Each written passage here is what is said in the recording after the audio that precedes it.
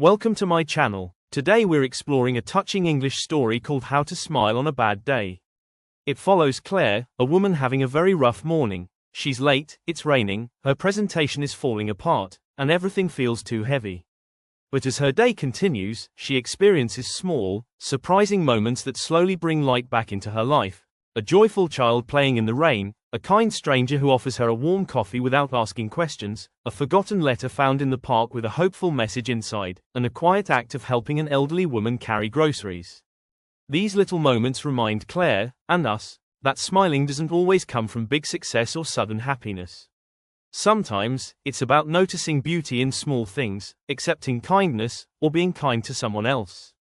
This story is perfect for English learners to build vocabulary, understand emotions in storytelling, and reflect on everyday life. Before we begin, think about these questions. What makes a day feel bad for you? How can a small act of kindness change someone's mood? Have you ever smiled because of a stranger's action? What does this story teach us about hope? And finally, how can we learn to smile even when things go wrong? Now, take a deep breath, get comfortable, and listen closely, because this is not just a story about a difficult day. It's a gentle reminder that even when life feels heavy, there is still light, still warmth, and always a reason, however small, to smile. Let's begin. It was raining again, not the soft, romantic kind of rain that you see in movies, but the cold, grey kind that turns streets into streams and moods into mud. Claire sat on the crowded train with her coat damp and heavy, her hair sticking to her forehead in little wisps. People around her stared at their phones, eyes glazed, shoulders hunched, silent islands in a sea of grey fabric and cheap cologne. The noise of the train was oddly comforting, steady, mechanical, like a heartbeat she didn't have to think about. Everything in her body said, not today, but the world didn't ask how she felt. It never did. She'd woken up late, of course. The power had gone out in the middle of the night, resetting her alarm clock and erasing any mercy the universe might have offered her. She ran around her apartment with a toothbrush in her mouth, trying to find matching socks and praying the train wouldn't be delayed. It was. And then the umbrella snapped backwards in the wind, flipping inside out like some cruel joke. Her presentation materials, carefully printed and hole-punched the night before, got soaked in the mad dash from her door to the station. She looked at the stack now, blurred ink and bent edges, an accidental abstract painting of frustration. Claire didn't consider herself weak. She had weathered worse, breakups that hollowed her out, job interviews that led nowhere, family dinners with silence sharp enough to cut. But today, for reasons she couldn't explain, everything felt heavier. The train screeched and swayed, and her phone buzzed with a message. Where are you? We're starting. Her chest tightened. She was supposed to be presenting the project she'd spent 3 weeks preparing, and now she'd be arriving late, drenched, and shaken.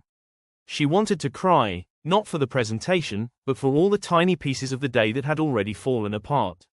That was when she saw it, something so small, so ordinary, it almost didn't register. A child, maybe 6 or 7 years old, standing with a bright yellow raincoat and boots, splashing in a puddle with unrestrained joy. The child laughed, lifted their arms, and spun in place as the rain fell harder. The mother didn't stop them. She stood close by, umbrella shielding only herself, letting her child be free for a moment. Claire blinked, momentarily forgetting the emails, the deadlines, the soaked papers in her bag. It was ridiculous, she thought. One happy child can't undo a bad day. But somehow, in that moment, it cracked something open in her. A memory, perhaps, of being young herself, splashing through gutters, soaking her shoes, her mother shouting half-hearted warnings that were more habit than anger. There was a time when getting wet wasn't an inconvenience but a kind of freedom. And maybe that's how you smile on a bad day. You don't fix the day, you find a single good thing and hold it tight. Even if that thing is a laughing child in the rain. She got off the train with her coat still dripping and her shoes squelching with every step. But her lips twitched into the smallest curve. Not because her problems had vanished. Not because the day had changed. But because she had, just a little. Enough to try again. It wasn't just the rain that stuck to Claire when she entered the office lobby. It was the way the receptionist barely looked up before pointing her to the conference room. The fluorescent lights flickered overhead, buzzing faintly, as if mimicking her own tired pulse. As she walked past the glass walls and muted conversations, her damp shoes squeaked, an embarrassing reminder that she was not only late but soaked and out of place. She hesitated at the door, her hand hovering over the knob, unsure whether entering late was better or worse than not entering at all. But before she could decide, someone behind her cleared their throat gently. It was a man holding a coffee tray, 4 drinks stacked carefully, steam rising through the lids, and a lopsided smile on his face. "You look like you could use one of these," he said, offering a cup with a calmness that disarmed her panic. Claire blinked, startled not just by the kindness but by the warmth of the gesture, so casually generous. She hesitated, then accepted the cup with a quiet thank you. The man nodded and walked ahead, disappearing into the conference room without another word. She followed, the warm cup grounding her fingers, giving her something to hold besides fear. The presentation was already in progress. Her team had started without her, and they were doing fine. Maybe even better than fine. Claire took her seat quietly at the end of the table, trying to disappear.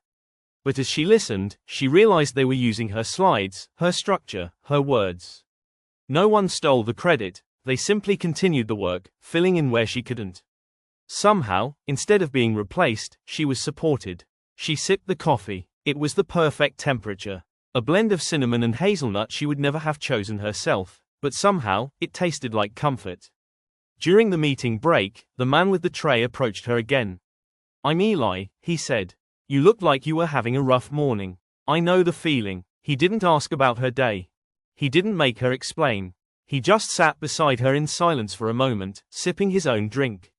Then he smiled. Not the kind of smile people wear to impress or distract, but the kind that says "I've been there too." And that, Claire thought, is another way to smile on a bad day. You let someone offer you a kindness you didn't ask for, and you let yourself receive it. The meeting ended. Claire didn't shine, but she didn't sink either. And sometimes, that was enough. She walked back to her desk with less weight in her step, the empty coffee cup in hand like a reminder. The rain had slowed to a drizzle outside. Maybe the worst of the day was already behind her, or maybe not. But now, she had a tiny win, a warm moment, and a name she didn't expect to remember: Eli. The stranger who reminded her that grace can look like a hot drink and no questions asked. After the meeting, Claire didn't rush back to her apartment as usual. Instead, she decided to walk. The rain had stopped completely, leaving the city streets slick and shiny, reflecting the streetlights like scattered stars on the pavement. She pulled her collar up, letting the cool air chase away the sticky warmth left by the coffee. With each step, the weight that had settled in her chest the whole morning felt lighter, as if the world was slowly spinning back into its right place. The city around her buzzed with life, people hurrying home, shopkeepers closing shutters, distant sirens wailing softly. Yet, in the middle of all this motion, Claire felt strangely still. She noticed how the cracked sidewalks told stories of their own, how the stray autumn leaves clung to puddles like fragile boats, and how a stray cat slinked through an alley with the kind of confidence she wished she had. Sometimes, she thought, smiling wasn't about being happy or carefree. It was about noticing the small details, the quiet moments, the fragments of beauty hidden in the ordinary. Her footsteps led her toward the old park she hadn't visited in years. The wooden bench near the fountain was worn and damp, but inviting. She sat, pulling out her phone to check messages, none that really mattered. Then her gaze fell on something caught beneath the bench, an envelope, yellowed with age and sealed with a faded wax stamp. Curiosity pushed her to pick it up. The paper was thick and fragile. On the front, a name was written in elegant, looping handwriting, "For the one who needs hope." Claire hesitated. Opening a stranger's letter felt wrong, but the words whispered a promise she couldn't ignore.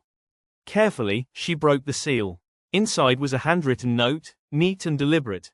"Dear stranger, if you find this, know that bad days will pass, like clouds pushed away by the wind.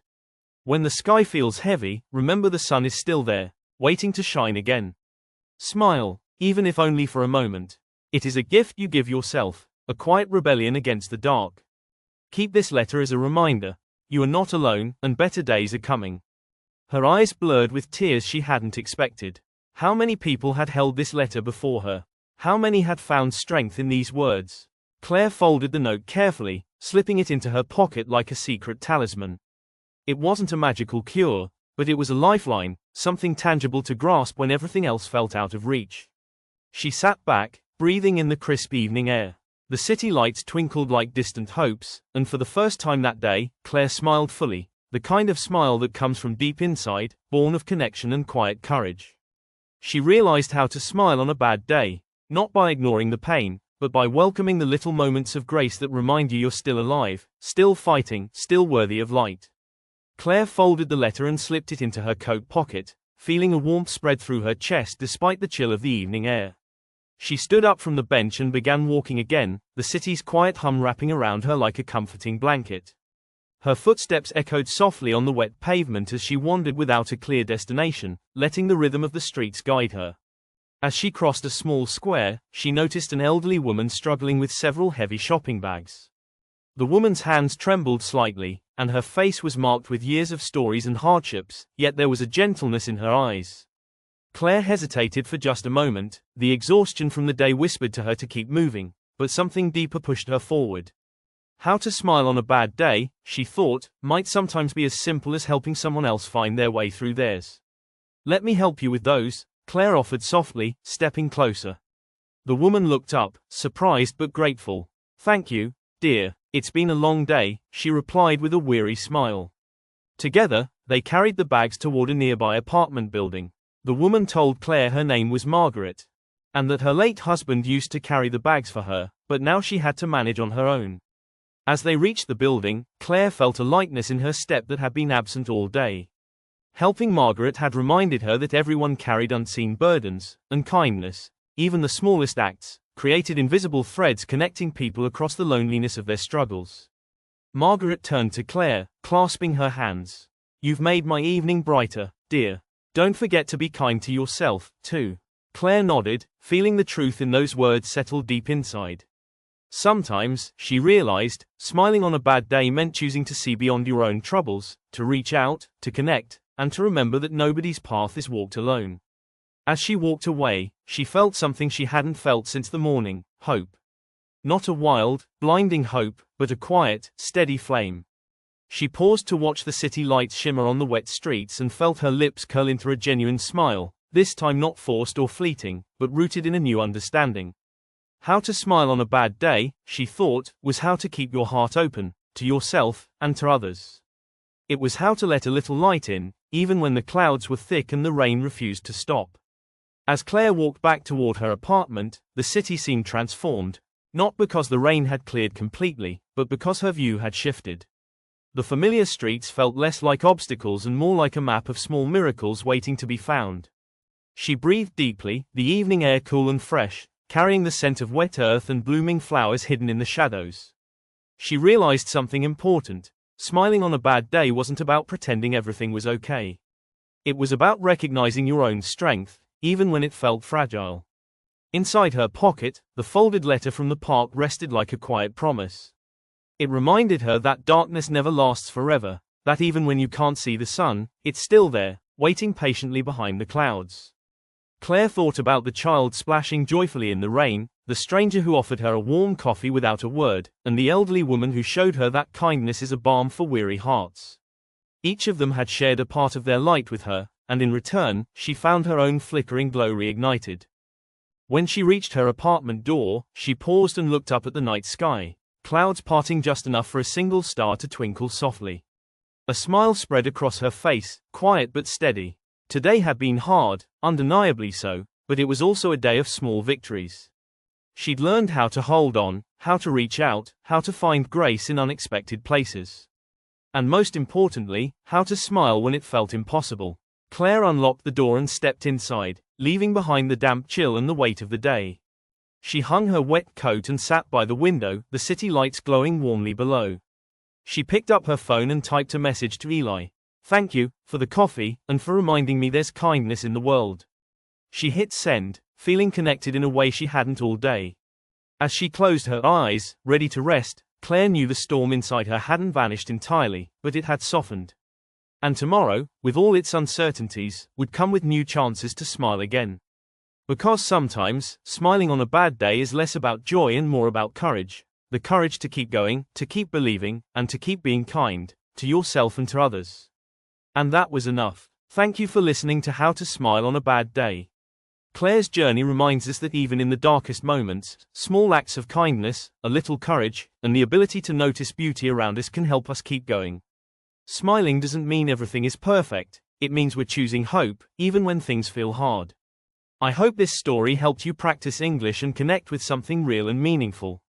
If you enjoyed it, don't forget to like, share, and subscribe for more inspiring stories and English learning. And remember, some days won't be easy, but your smile can still be real. Until next time, take care and keep learning.